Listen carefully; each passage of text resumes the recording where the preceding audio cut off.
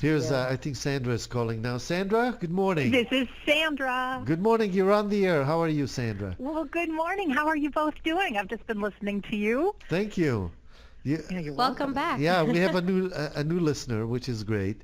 And so, Sandra, we're glad because today we're not going to have any technical problems, and we're going to be able to hear every word that you said.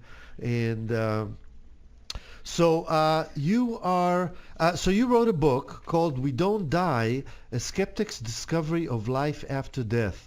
I did. You I did. really did. When Yes. when was this book published, Sandra?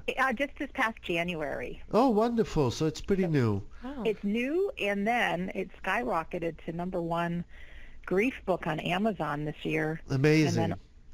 And then top, it was #4, I think, motivational book, because it's very motivating. And I was just, if we went to the Amazon page, I was just beneath Dr. Phil. So it was very cool, Very nice. unexpected. Yes, But, for sure. yeah, So it's how a long good did book. it take you to write this book? I literally wrote the book in 6 weeks. Oh, wow. And Wow. as crazy as that might seem, I have been kind of undercover on this expedition just for myself, looking for life after death proof, just to calm my own fears. Right. And I never, somewhere I thought, well, maybe someday I'll write a book, but most people know that, we believe, well, who are we to write a book? We're not special. Yeah. However, after my dad died, we can talk about grief a little bit, but I learned a lot about the grieving process, and what Yeah. I learned I knew would change lives. And so I very cautiously approached a publisher, scared to death that they were going to think I was a lunatic for wanting Yeah. to write about life after death and grief. And when they said yes, and they asked me, of course, have I ever written before? And the answer was no. So I did have to write a couple of chapters just to show that I really could write. And when they said yes, the publisher looked me in the eye with tears in his eyes, just like, you could really impact millions of lives with what you know. How soon Wow. can you get it written? Well, that's all I needed to hear. And I had 6 weeks free between jobs, and I just sat down and was in my jammies most of the time with my cat by my side and just pumped it out. Wow. So this happened based on or because of personal experience. Your dad died, and how long ago was that? He died May 11th, 2010, so just over 3 years ago. 3 years ago. I see. That's And fast. yeah, I can imagine what an impact it can have on a life. My parents, thank goodness, are both still alive, and I'm dreading when they won't be. And I wanted to ask you, what were you doing before you got into this and started writing the book and everything? Well, I still am doing what I'm doing. Oh, My day job, I call it playfully, is I'm a chef, and I work with race car teams. oh wow. Oh, nice. So yeah, Cool. I get closest to you guys as I get to Long Beach Yeah. every year for the Grand Prix, and I have a tent. I work with my mom. We've been doing this for I think 28 years, Wow. long time. Yeah. And we set up these breakfast, lunch, dinner buffets for the race car drivers, the teams, so that they can eat something healthy cool. and get away from the cars for a little while. So Wow. yeah, so I travel with them. Yeah, that's interesting. Wow, how cool. It is. It is. It's Yeah. weird, but it's good, and I'm a part of something big, and I get to cook for some cool people. So I've cooked for Paul Newman. Right now I cook for Dr. McDreamy, Patrick Dempsey, and a bunch of cool people. Bobby Ray Hall, the race car Nice. driver, and lots of nice Cool. people. Awesome. Now, I wanted to ask you now, so a skeptic's discovery. So I imagine you were like most of us, did not believe there's anything after death and so forth. Now you claim that there is life after death, and you break some of the myths and so forth about it. How do you, what makes you an expert in that? How do you know things that most of us do not? I wouldn't say I'm an expert, Sam. Uh-huh. I want to say that, well, let's see, how can I put this? I think skepticism for most people is very healthy. Right. And I spent my life more than just skeptic. I was so opinionated. If you were to tell me 20 years ago that I'd write this book, I would say there's no way in hell. No way. I don't believe in that stuff. I think people that believe in that are crazy. They should get a life. So I think as human beings, Once long ago, we were happy-go-lucky children, and everything was going great. Well, then things started happening, whether somebody called us stupid or somebody didn't want to play with us or whatever. And as we start growing older, in our mind, this little voice starts. And you guys know the mind. When we look in the mirror, we're too fat, ugly, nobody will love me, not good enough, with all the fears and things. So I think it's a human tendency to have skepticism and not believe what other people tell us and be really opinionated about it. So to answer your question, I had that fear of dying, which I talked about just in the beginning, and it was so heavy and scary, and just like when we look at the stars and we think, who are we and what is our life for? Or if we have a loved one die and it's like, oh my God, are they gone? Will we see them again? All that. So it just developed in me in this huge fear of dying. And so very hidden, I really went to see, does anybody have any proof of anything? Right. So it led me on a journey of, oh gosh, I'd love to tell you the story about going to study with a medium, because it's pretty mind-blowing. Yeah. But I studied with, a medium, some psychics. I dabbled in that world a little bit. I went into the world of near-death experiences. We always hear about those. But what is that? My skeptical mind used to say, oh, sure, people see the light. Yeah, that's what happens when our brain shuts down. Yeah. I think, many of us skeptics don't take the time and really research and investigate, because when I did, there's over 200,000 documented cases of near-death experiences. Even one gentleman, Dr. Ken Ring, went one step further and didn't just want people's experiences when they flatlined, so to speak, but he took blind people that had never seen ever and documented their near-death experiences, and they could accurately see for the first time. They could tell the color. One lady could tell that her husband was wearing his green shirt, and that the doctor had a conversation with him, and the doctor's pen fell out, and the husband reached over to pick up the pen. Now, she was unconscious on an operating table and could see that. So it's these kind of things that it's like when you start digging, there's a whole heck of a lot of information. Okay. So you're saying there's probably more overwhelming evidence that there is life after death than there isn't. Yeah, I think so. Yeah. If we're willing to look and do the research, and that's one of the reasons I wrote the book, because it's so easy to say, and obviously in a short interview with you guys, I can't tell you everything, much as I'd like to. But I have a lot of it on my website that people can find out for free if they go to wedon'tdie.com. So let me just tell you that right now. Okay. And I see you also have a sandrachamplain.com, which you guys can check it out and find out about you more. And go ahead. Yeah, the story I wanted to share about working with a medium is I had an opportunity just for fun to see a stage show of a medium, and my inner skeptic didn't believe in any of it, but I was sitting there to be entertained. I had gone with a friend, and it was interesting because this medium would tell people not just messages from the loved ones, but like so specific that people would start to cry, like not just your mom loves you, or whatever, very specific.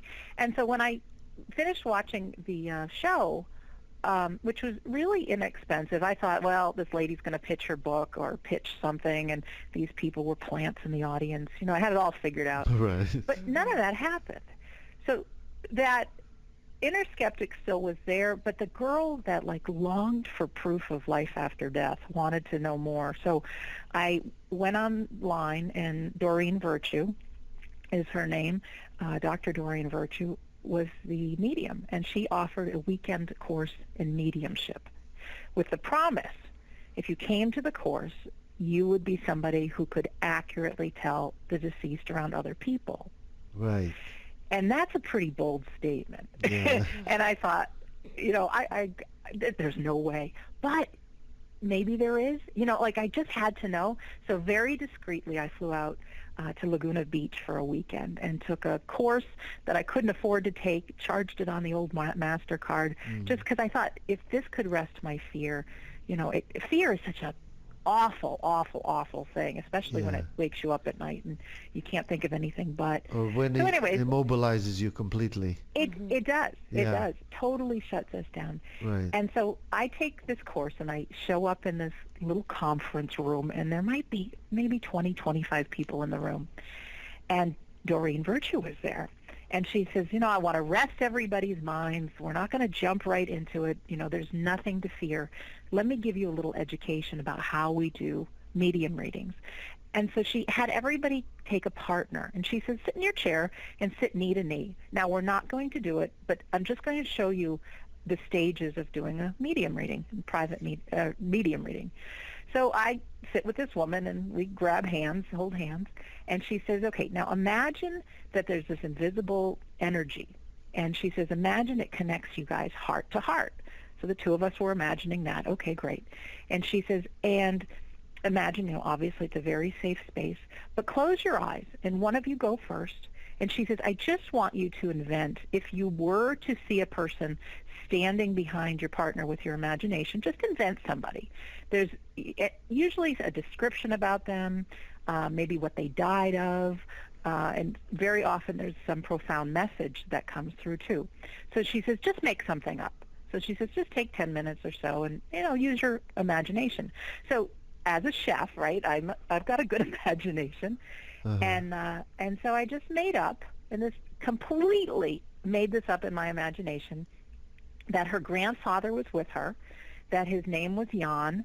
He was her mom's father. He was a fisherman in Denmark. He died of lung cancer, and he wanted her to tell her mom that he was sorry. He had never verbally said, I love you, while he was alive. Right. And I could see this man. He had blonde hair, blue eyes, really red skin from like windburned, and a big gap between his two front teeth. So I opened my eyes like, okay, your turn. And there's just streams of tears coming down my partner's face. Uh-huh. You know why? Tell us. Her grandfather was named Jan. Oh, He was really? a fisherman in Denmark. So it was all died of true. lung cancer and looked like that. Wow. Well, that's pretty interesting stuff. So, what was I going to say? I wanted to ask you a question. Oh, yeah, I mean, death has always fascinated people and scared them to death, no pun intended. And and so I think over the millennia, people have come up with all kinds of theories and stuff, including using religion to explain some of these things. So but the thing is, it remains a mystery, and it's not in the mainstream that we don't die, and that's what I'm saying. So you're always going to have to deal with the skeptics and so forth. But yet again, I mean, there's a lot of people that do believe in this, and I think if nothing else, it doesn't matter if it's true or not what you believe, but it's how it makes you feel, and I think if it takes away some of the fear and the grief and so forth, because it's hard for Mia. I mean, do you know anybody close to you that died or anything? You never had to deal with that? Yeah, my grandfather. Oh, really? So yeah, I mean, that's pretty tough, right? When did he die? Yeah, that's when I was much younger. I think I was about 7 years old. And then my uncle had passed away kind of around this time a year ago. Yeah. So that was pretty recent. Tough. It's pretty There's intense. No but pain, and I hope neither one of you guys go through it in the near future. There is no pain worse that we experience as human beings. Some people say it's easier to get a cut or a burn, anything, even physical pain, than it is over grief, because when we lose someone we love, and this is what I want to give you guys and your listeners, because we don't think about death too much, which is fine. We're living life, and this is how it should be. And death is kept pretty quiet. Rarely do we go to a funeral, hopefully, or our loved ones, might pass in a hospital or whatever. But if you get that call that somebody died, whether it be an accident or even if they were older and they lived to 102, it's still hard. In our brains, we form a connection to somebody. And so it's very much similar to somebody who's addicted to like a drug or an alcohol. Like we're addicted. Now, this is all chemical stuff happening in our brain. And of course, if we were to describe it, we would say we love someone. I mean, of course, I loved my dad. Loved my dad. But in our brain, there really is this chemical bond that goes on. And so when somebody dies, that bond is broken. So much like somebody goes through a withdrawal process from drugs or alcohol, we humans go into grief. And it's nasty. It's painful. Our brain's trying to rewire itself without that person or, without getting that blast of the chemicals in.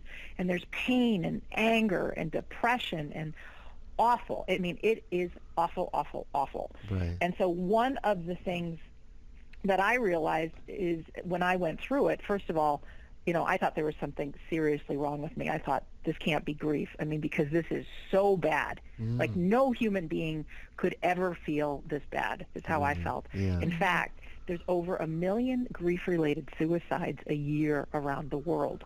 And I really truthfully attribute that to people getting so low and not being able to handle it and not realizing that it's actually a normal part of grief. Exactly. And so let me just tell you guys why I was so passionate about doing this. Is after Dad died, I learned a lot about grief. And during the time, too, I had horrendous arguments with my siblings. We always hear about families that come apart when a parent dies or couples that get divorced if a child dies. And I thought, what would have good, normal, loving people turn into such monsters? And so one of the things that the brain does while it's trying to rewire itself is it shuts down part of our brain that's used for memory and for perception and for our mood and communication skills. So the three of us could be having one conversation and we could walk away from it each feeling something different actually happened in the conversation, because grieving minds can't store information properly. So this is kind of like an aha moment, thinking, oh, we're fighting about one thing, but we're taking away differently. Long story short is I took every bit of grief information that I could find and that helped me, and I put it together on an audio that I posted online for free. I bought the domain name survivegrief.com, and it's still there. People can go and press play and listen to the 70-minute audio. Oh, wow. Well, I did this just a few months after Dad died with all the stuff I had. And what happened is I just posted it a few times on Facebook. I didn't know internet marketing or anything, but people started to share it with 2 friends, and then 2 friends, and then more friends. And then in a very short period of time, 3,000 people in 15 countries had heard it. Oh, wow. Amazing. They start writing me that it eased their pain, that it gave them hope. And then finally, when I got emails saying that it prevented suicides, it's like, this needs to be in a book. Yeah, that's true. Yeah, so you went ahead, put it together in 6 weeks, which is amazing. Which is amazing. Which is, but it's not surprising, because I think by that point you were pretty much immersed in this and you know what you wanted to write. Yeah, and it went through a series of edits. I mean, it wasn't perfect. There's, was typos, and they came back, and I had to rearrange the chapters. But I literally, if anybody wants to write a book, you don't have to be anybody special. In fact, we are all special. And I just imagined, this is what I did, because I've never written a book. I imagined a person sitting in front of me that had lost, I actually imagined a guy, because I didn't want this to be a chick book, and I didn't want it to be a spiritual book. I wanted it to be a book that if you were skeptic, you could read it and you could understand, you could have faith, and I could blow your mind, actually. So I imagined the guy sitting in front of me who was a skeptic, maybe about mid-30s, businessman, but he had lost a parent. And so I decided to write this book like I'm talking to him. So most people feel when they read We Don't Die that I'm talking just to them, because I am, and especially men who say, gosh, I never thought I'd like any of this. I can't put it down. Even I cook, like I said, for the race car teams. Right. One of our race car drivers bought a book just to support me. He's not interested in life after death. He's not interested in grief. but he just thought, well, I'll support the chef. Well, he called me and wanted to order 3 cases because the end of the book is about how to live on planet Earth while we're here. Work through your fears, go after your dreams, have juicy relationships. It's super duper motivating.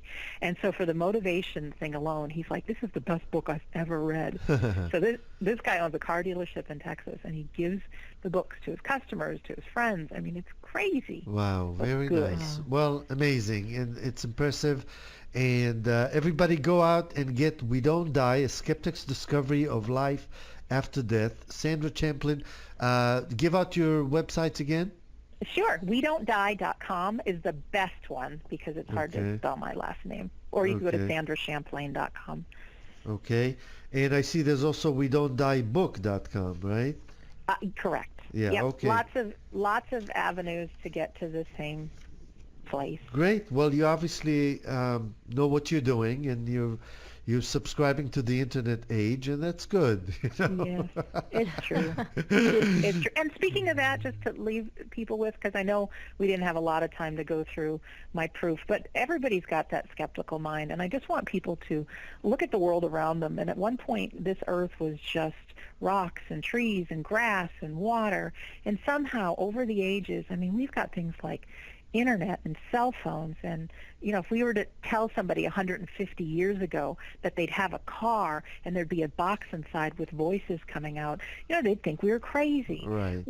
Our skeptical mind gets used to the way things are and no longer finds the miracles and things. So start paying attention and realize that there's so much more that meets the eye, and this whole world really is possible. Cool. So I would imagine this helped you a lot in dealing with your grief and everything, now that you understand things a little better. Yeah, you bet it does. And it's like a handbook for being human. Anytime I'm having a low day, I can pick it up and read a chapter about something and get inspired again. Great. Wonderful. Wow.